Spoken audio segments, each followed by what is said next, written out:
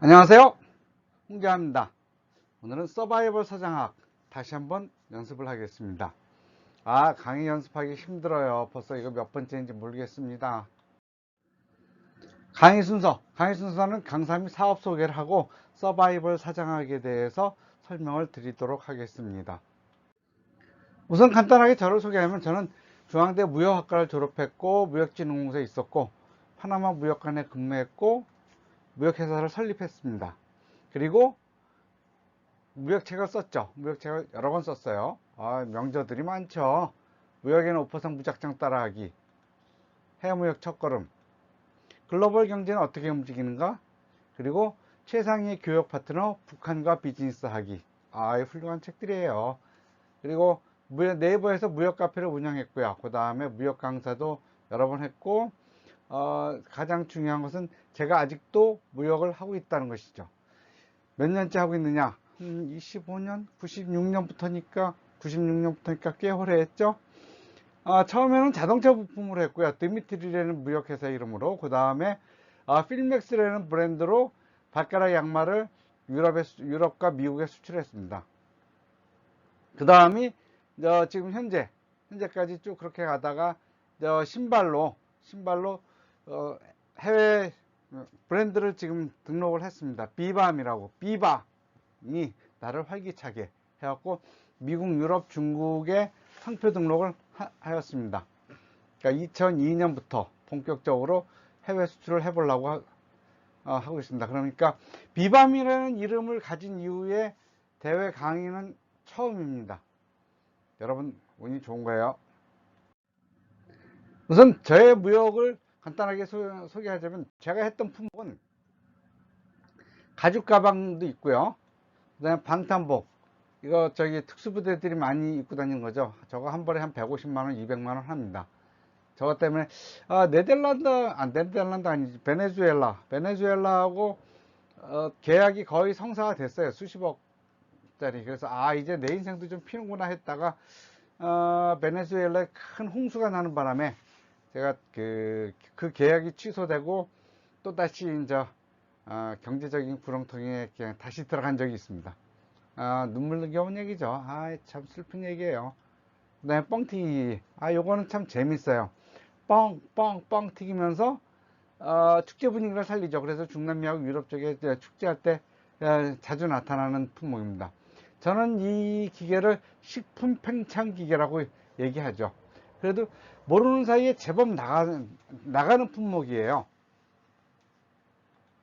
그 다음 멜로디 양초.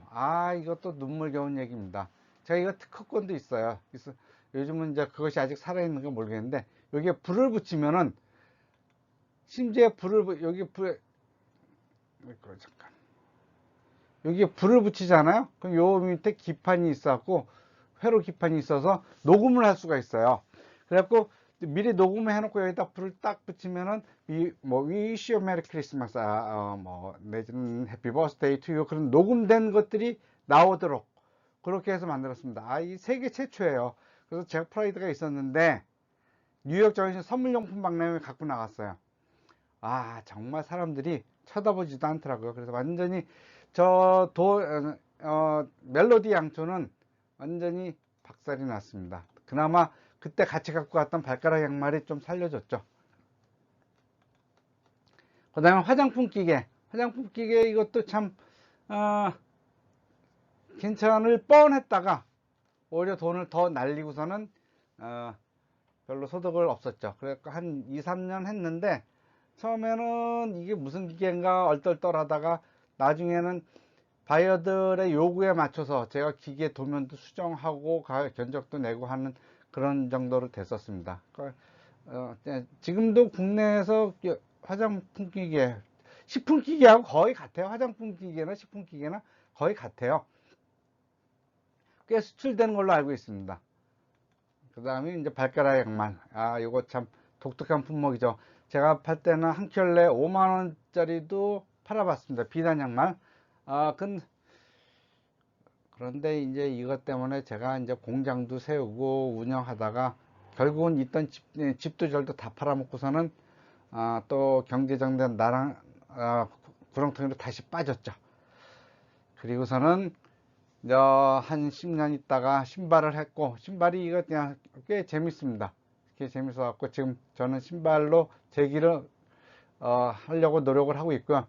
그 외 품목도 이렇게 많아요. 건축자재, 뭐 닥터기계, 화장품, 자, 중고자동차, 뭐 모래, 심지어는 공동묘지까지. 별의별 거 다 해봤습니다. 백화점으로. 그러니까 웬만한 품목 나오면은 이제 한마디는 할 수 있어요.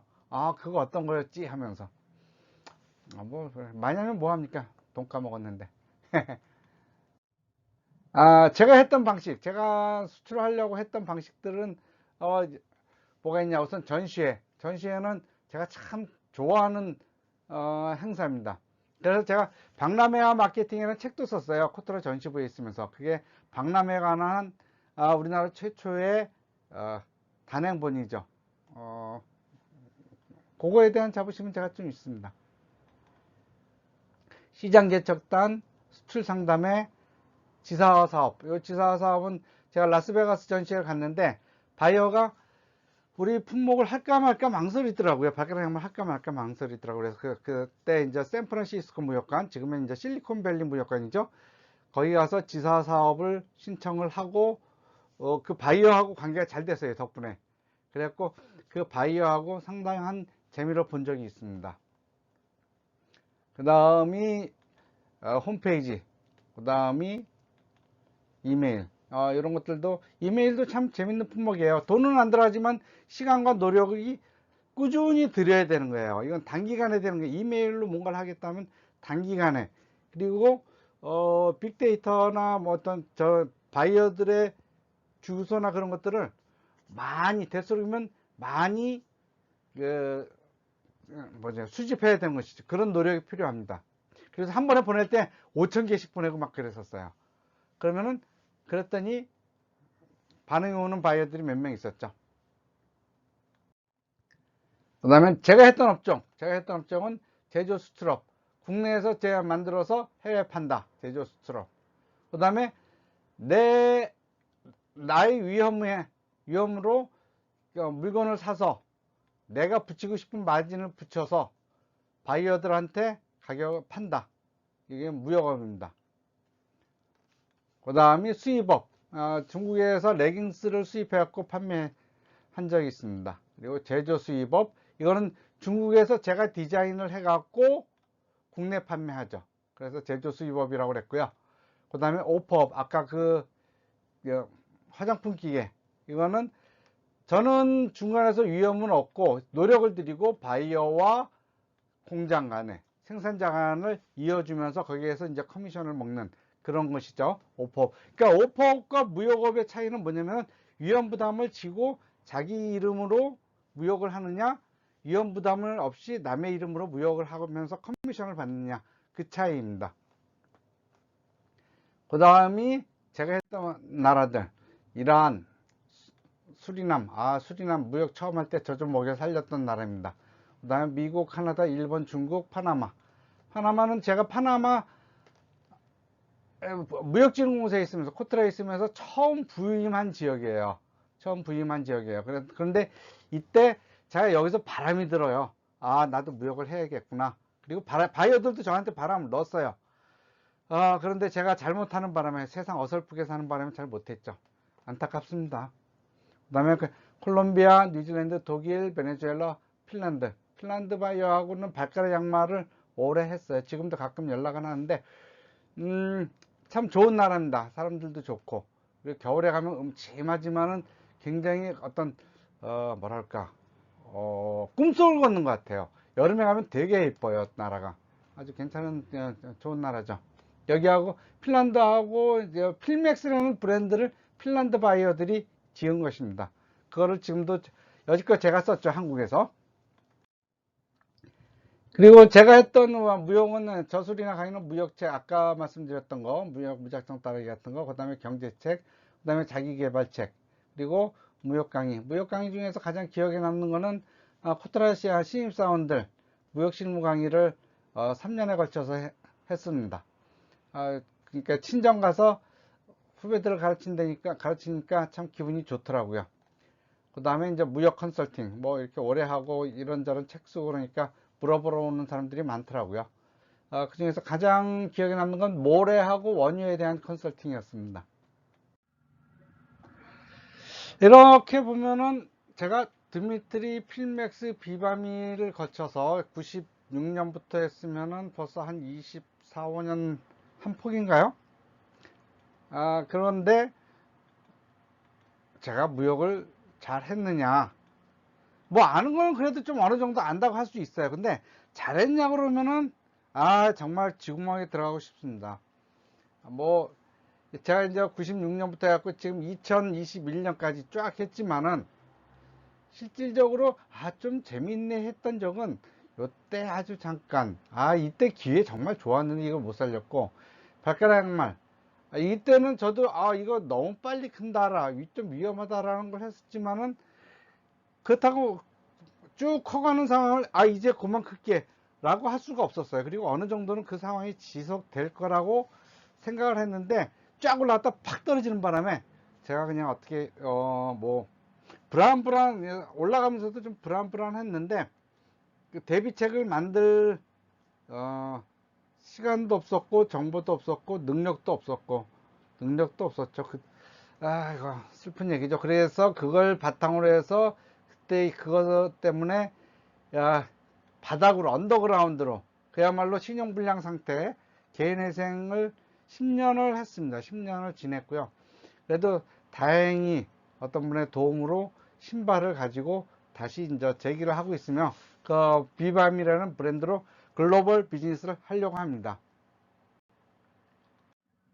그래서 비바미의 컨셉은 뭐냐? 운동. 그러니까 맨발 우선 특징은 뭐냐면 맨발에 가장 가까운 신발. 그러니까 신다 보면 길거리에 자갈까지 느낄 수 있는 그런 신발이에요. 그래서 맨발 베어푸트 슈즈라고 하는데 되게 작은 시장이긴 해요. 근데 이 베어푸트 슈즈를 가지고 세 가지 컨셉, 운동, 정신, 의학 이러한 세 가지 컨셉을 가지고 글로벌 비즈니스를 시작하려고 합니다. 그래서 제가 굳이 국내 장사도 아직 다 자리를 못 잡았는데 왜 비바미를 글로벌화 시키려고 하느냐? 기업 수명을 연장하려고, 그 다음에 제품의 수명 주기를 연장하고 위험을 분산하고. 한국은 너무 작은 시장이잖아요. 뭐가 조금만 하다 보면 어느새 포화가 돼버리죠. 그 다음에 수익성을 높이기 위해서 비바미 글로벌 비즈니스를 하려고 합니다. 물론 이제 이러한 이유도 있고 제가 국제 비즈니스 무역을 하다 보니까 참 인생을 살면서 괜찮은 직업이다 라는 그런 생각을 많이 했어요. 왜 그런 생각을 했느냐 하면은 국제 비즈니스가 좋은 거 우선 품격이 있어요. 비즈니스 상대가 외국 사람이고 제 외국어를 하다 보니까 바이어들도 저를 외국 사람으로 보고 영어로 하잖아요. 그러면 사실 바이어들이라 해서 다 영어를 잘하는 건 아니에요. 심지어는 어떤 바이어들은 영어도 잘 못해요. 그래서 바이어 만나면 내가 영어를 더 잘하는 경우가 많아요. 그렇지만은 그러한 최소한 어느 정도의 비행기를 타고 다닐 수 있고 제2외국어를 할 수 있는 그런 정도의 사람들을 만나는 것이죠. 그리고 해외 나갔을 때 출장 갔을 때도 어디야 뭐든 배낭여행 하듯이 그렇게 가는 게 아니고 적어도 3스타, 4스타 정도의 호텔에서 잠을 자는 그런 정도의 생활을 할 수가 있으니까, 여행을 할 수 있으니까요. 그 잦은 해외여행기에 출장하고 관광은 분명히 틀려요. 출장은 일의 중압감 그리고 그 성과를 이뤄야 되겠다는 거, 그러한 중압감이 있기 때문에 관광처럼 프리하게 여기저기 다니진 않아요. 늘 갔던 지역을 가요. 그렇지만은 그럼에도 불구하고 이런 기회들이 되게 잦아. 그러면은 뭐예요? 국내 비즈니스 하면 맨날 내가 앉았던 자리에 출근해서 앉았던 자리에서 퇴근하고 이게 365일 루틴하게 돌아가잖아요. 근데 글로벌 비즈니스를 하다 보면 한 달에 한 번, 두 달에 한 번씩 홍콩 갔다 와, 핀란드 갔다 와, 미국 갔다 와 이렇게 하다 보면은 리프레시가 되잖아요. 그리고 좀 답답하면서 벗어날 수가 있잖아요. 저도 라스베가스를 한 10번 갔는데 사실은 그 옆에 있는 그랜드 캐니언을 한 번도 못 가봤어요. 예, 제가 빠지면은 사무실에서 꼭 뭔 일이 터지고 혼자 여행 다니기 좀 미안해서 가족들한테. 그래서 어떤 돈 좀 넉넉하게 벌면 가족들 다 데리고 와야지 했는데 그 기회를 못 가졌죠, 차마. 그 다음에 세상 보는 눈이 넓어지고, 그 다음에 다이나믹한 생활을 하죠. 이렇게 다이나믹한 생활을 하다 보니까 자기 비즈니스를 하는 사람들이 국제무역을 하던 사람들이 자기 비즈니스를 시작하는 사람들이 많아요. 그래서 이렇게 다이나믹한 삶에서 무역이란 무엇이냐? 국내 비즈니스와 다른 점, 시차가 있다, 빨리 변한다, 나라마다 다르다. 그 다음에 국제 비즈니스의 장점, 인생이 지루하지 않다. 뭐 맨날 거래하는 나라가 많으면은 국내보다도 변수가 많아지잖아요. 그러니까 맨날 뭔가 펑펑펑 터져. 지루할 틈이 없어요. 그리고 출장 가면은 바이어하고 그래도 생소한 분위기에서 만나서 생소한 이야기도 할 수 있고 그러니까요. 국제 비즈니스의 단점, 인생이 지루할 틈이 없어요. 뭐 새벽에 일어나면은 미국에서 이메일 왔나, 뭐 핀란드에서 이메일 왔나, 뭐 이런 것부터 보게 되고, 그러다 보니까 늘 일거리가 터지니까 이것이 장점이자 단점이죠. 지루하지 않은 게 장점이고 지루하지 않은 게 단점이죠. 그래서 이렇게 비즈니스 하려면은 미래를 봐야 되는데, 그러면 제가 생각하는 국제 비즈니스의 전망은 뭐냐? 기술이 지배하는 것이죠. 그런데 그 기술이 지배하지만 디지털이 전부가 아니고, 그러한 디지털들은 뭐예요? 인간에게 행복감을 주기 위해 한 것이잖아요. 그래서 아날로그적인 감성이 여전히 필요합니다. 그리고 날마다 검은 백조. 검은 백조는 뭐예요?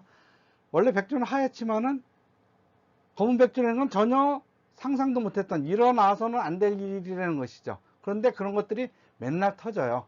그럼 그런 검은 백조, 상상도 못했던 일, 황당한 일이 터졌을 때 여러분들은 어떻게 해야 돼요? 임기응변으로 대응을 해야 되죠. 임기응변. 그럼 임기응변이란 뭐냐?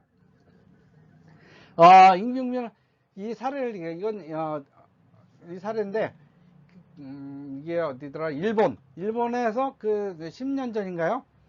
거대한 쓰나미가 몰려온 적 있었죠. 그때 일본의 어느 지역에서 한 노선이 있었어요. 그때 그 상황과 똑같은 상황을 처한 두 명의 기관사들이 서로 다른 행동을 해요. 한 명은 그 매뉴얼에 따라서, 자기들이 평소에 갖고 있던 매뉴얼에 따라서 저지대의 안전지역으로 가요. 매뉴얼에 그렇게 이러한 상황이 벌어지면 안전지역으로 가 있어라 그랬으니까. 근데 한 사람은 그 매뉴얼대로 하지 않고 고지대로 기관차를 끌고 가요. 결과적으로 어떻게 돼요? 매뉴얼을 지킨 기관사와 승객들은 죽고 기차는 처참하게 망가졌죠. 매뉴얼을 안 지킨 기관사는 승객도 무사하고 기관차도 무사하게 지키고. 그렇다면 이 두 사람 중에서 누가 본래의 매뉴얼의 의미를 잘 지킨 걸까요? 매뉴얼이라는 건 뭐예요? 결국은 안전하자, 살아남자잖아요. 그러면 이 상황에서는 이 매뉴얼대로 하는 게 아니라 이 기관사대로 해야 되는 것이죠. 그러니까 매뉴얼이라는 것은 상황에 맞게 적용하라고 있는 거예요. 그렇지만 그 매뉴얼은 뭐예요?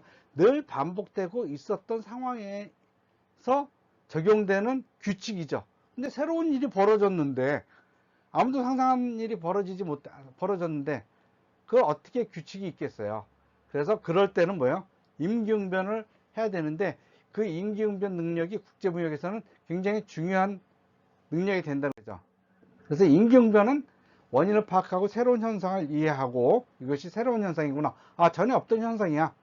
그래서 그러한 방안을 창의적으로 만들어내야 됩니다.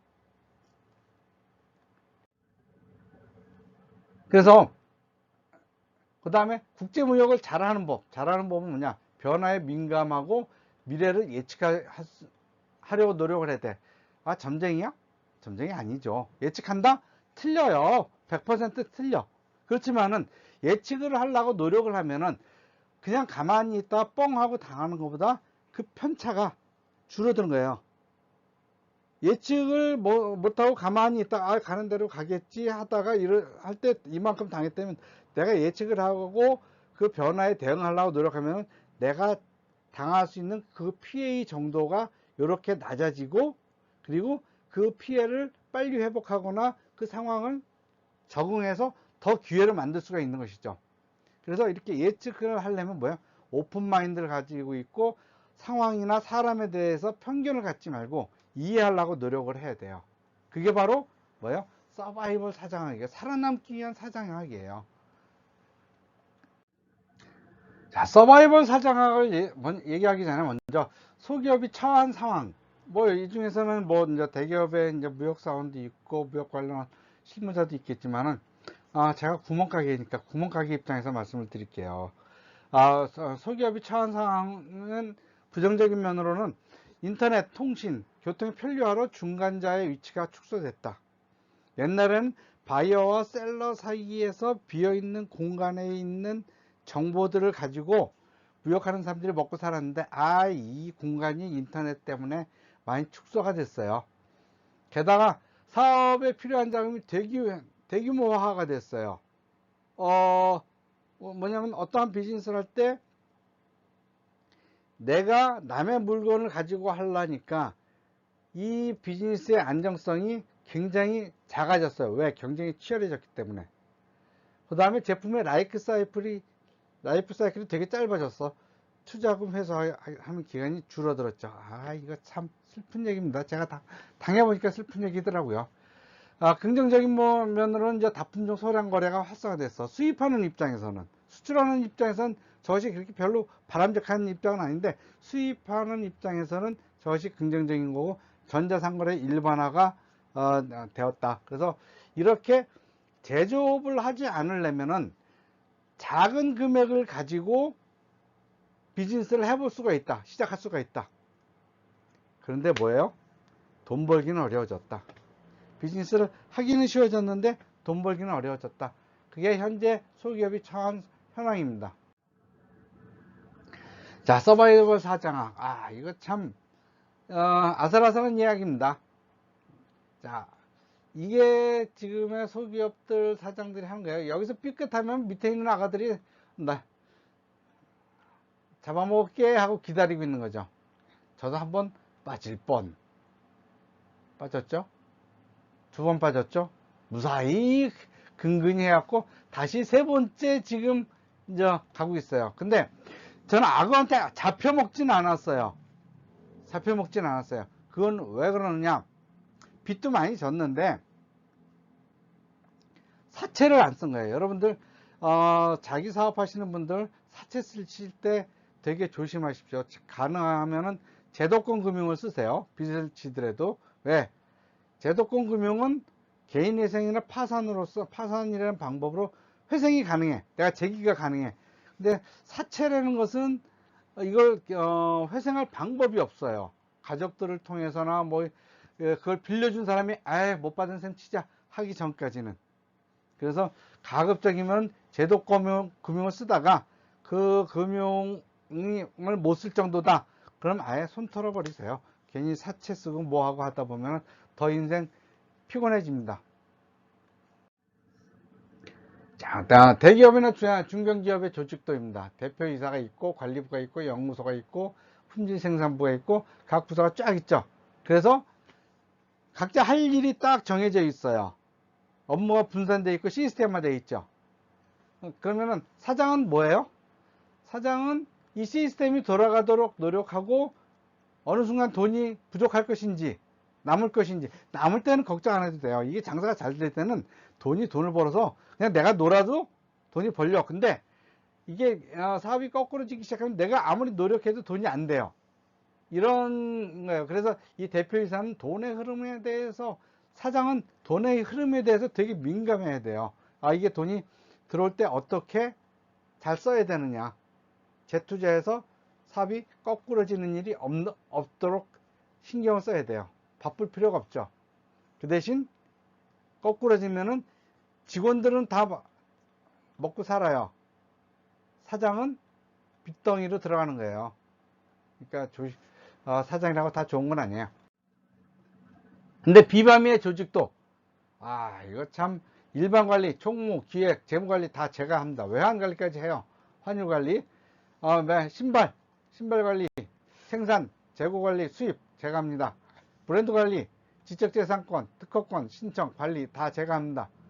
양말 파트, 생산 관리, 구매 관리, 해외 바이어 관리 제가 합니다. 요즘은 양말은 제가 국내에서 구입만 하지만 국내 영업 제가 합니다. 온라인 영업, 오프라인 영업 다 제가 합니다. 이것도 온라인 영업의 일환이라고 볼 수도 있죠. 요즘은 이제 그냥 강의는 좀 안 하니까 좀 업무 부담이 좀 덜 했습니다. 해외 영업도 제가 합니다. 그러니까 이걸 다 제가 해야 돼요. 구멍가게들은 사장이 다 알아야 돼요.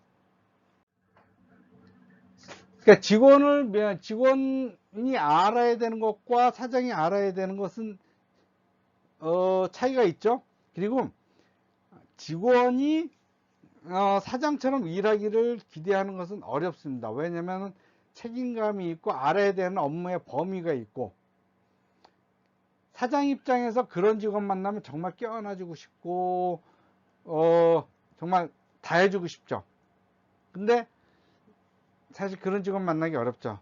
여러분들도 직원 입장에서 그런 일을 한번 해보시면 사장이 얼마나 좋아하는지 알 거예요.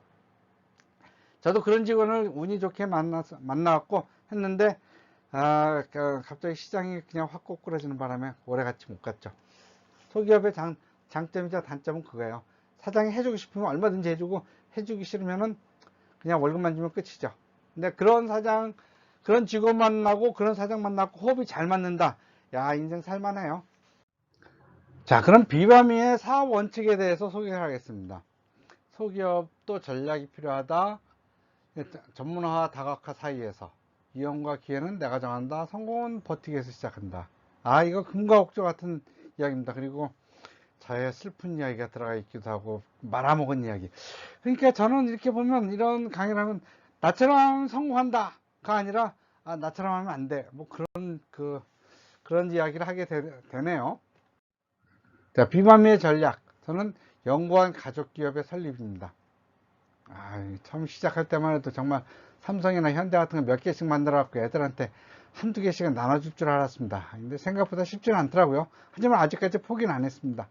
근데 저만 그런 생각을 하느냐? 현대, 에르메스, 발렌베리, 삼성, 록펠러, 뭐 세계적으로 좀 크다 싶은 나라들은 거의 예외 없이 가족 기업이에요.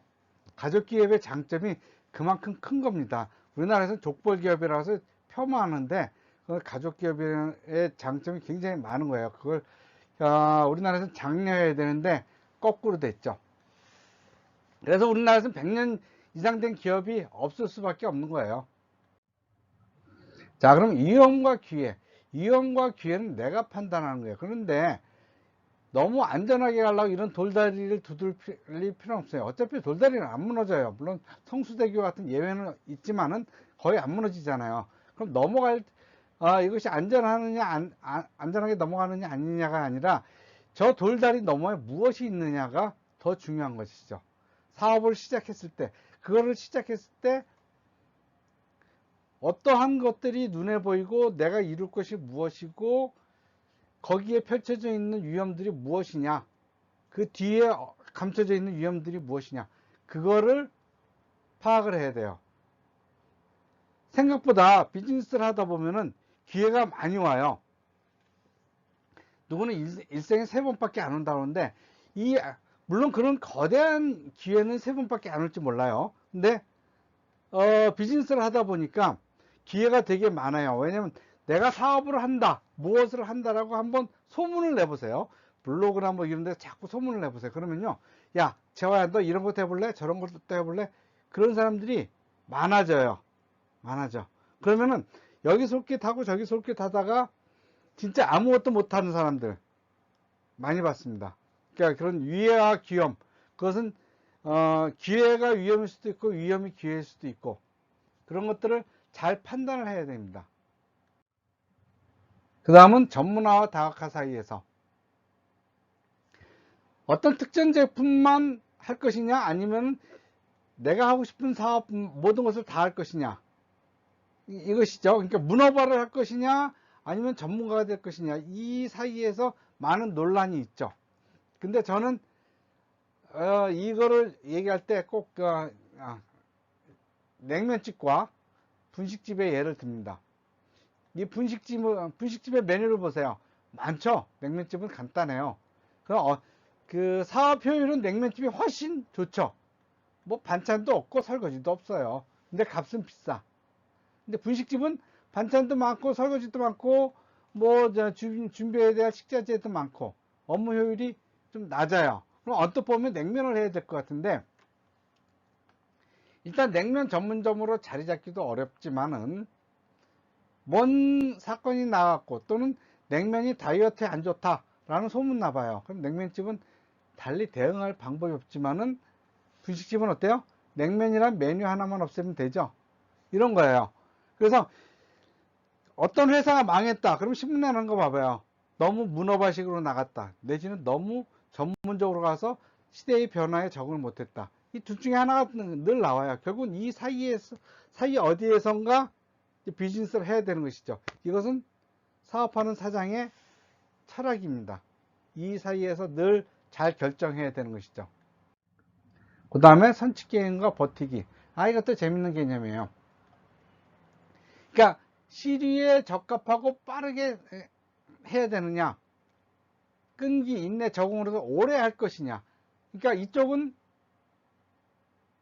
자, 요 그림을 보세요. 두 사람의 이제 총잡이가 있어요. 그럼 딱 마주보고 있다가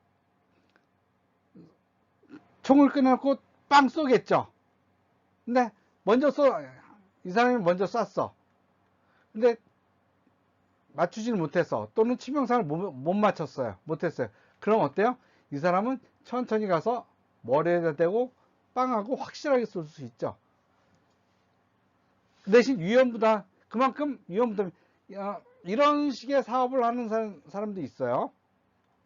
그러니까 특히 젊었을 때 나는 40까지만 사업하고 그 이후에는 돈을 한탕 벌어서 40 이후에는 전 세계를 놀러 다니면서 크루즈선을 타고 다니면서 인생 즐길 거야. 개뿔.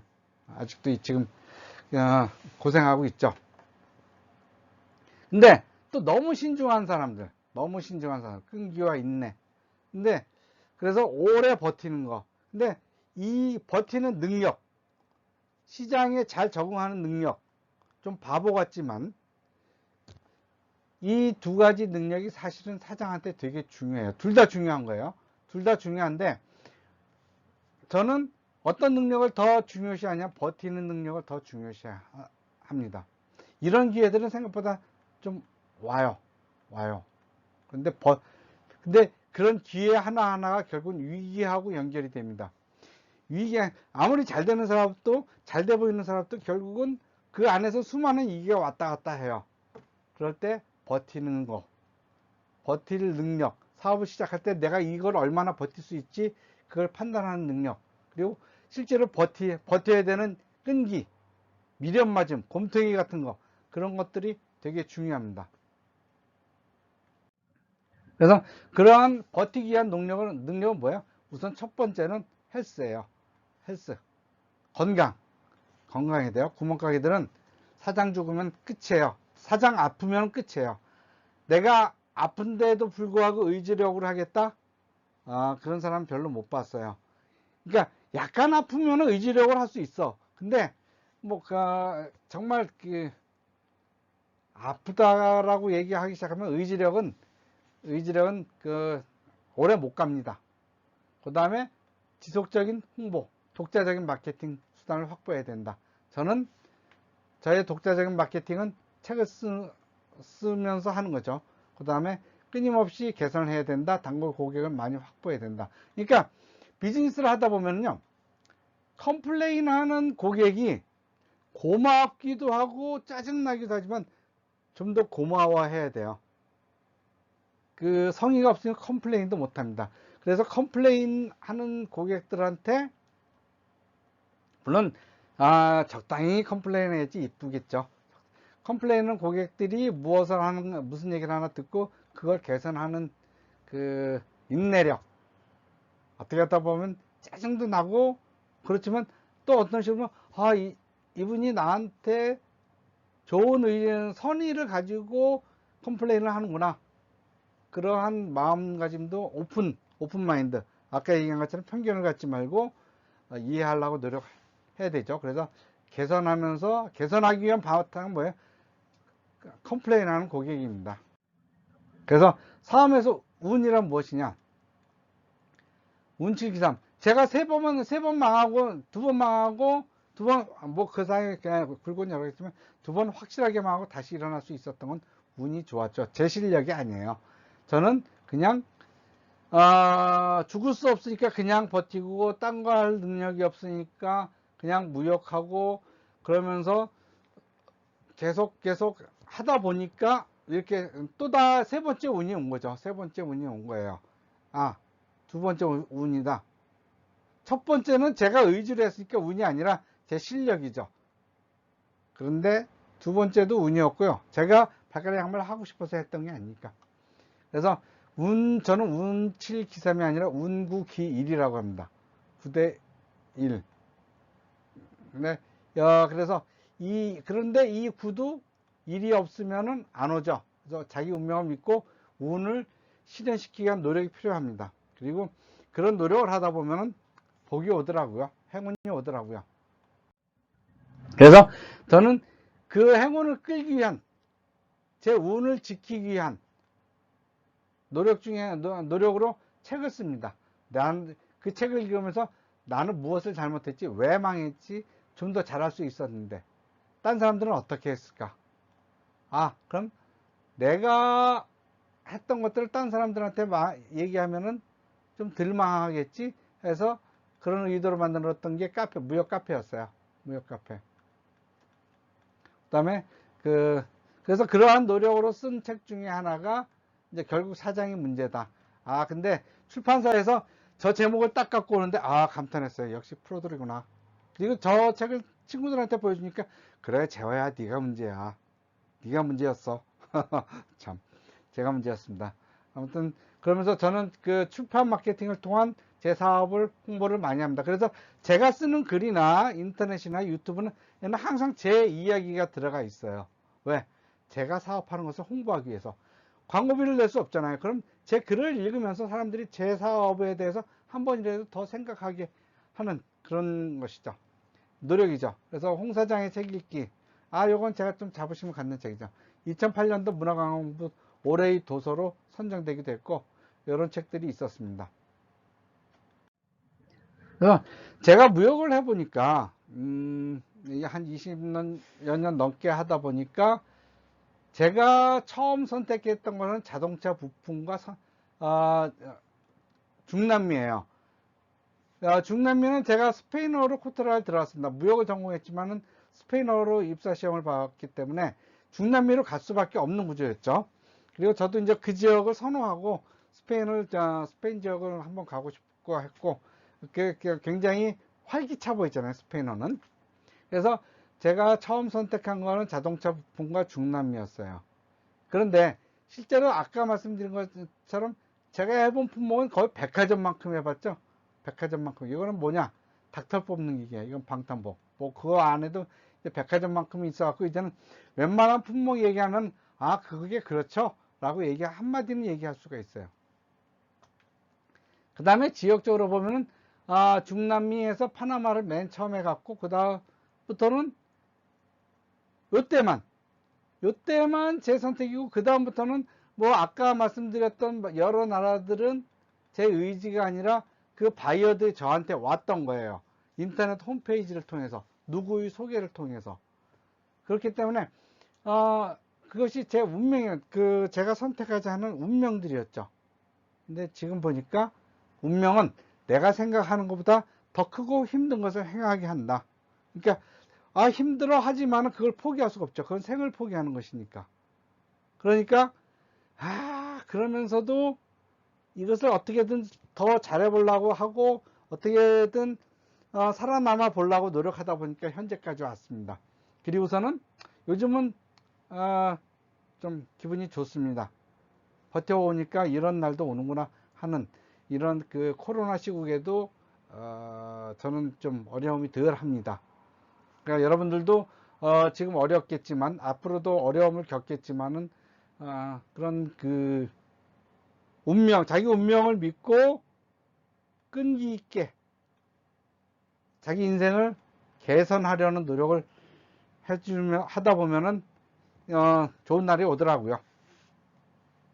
자, 그래서 이제까지 국제 업무, 국제 비즈니스, 무역에 대해서 여러분들에게 말씀드렸습니다. 국제 비즈니스가 얼마나 열동적인지, 그리고 이 비즈니스를 긍지를 갖고 흥미를 갖고 할 만한 것이고, 앞으로도 여전히 세계는 글로벌하게 움직이면서 국제 비즈니스의 일거리는 많다. 그러니까 여러분, 좋은 일을 하고 전망 있는 일을 하니까 잘 하도록 우리 같이 노력하고 여러분들에게도 행운이 깃들길 바랍니다. 그리고 페덱스 좋은 회사예요. 저 페덱스도 자주 씁니다. 앞으로 페덱스를 많은 이용 부탁드리겠습니다. 감사합니다.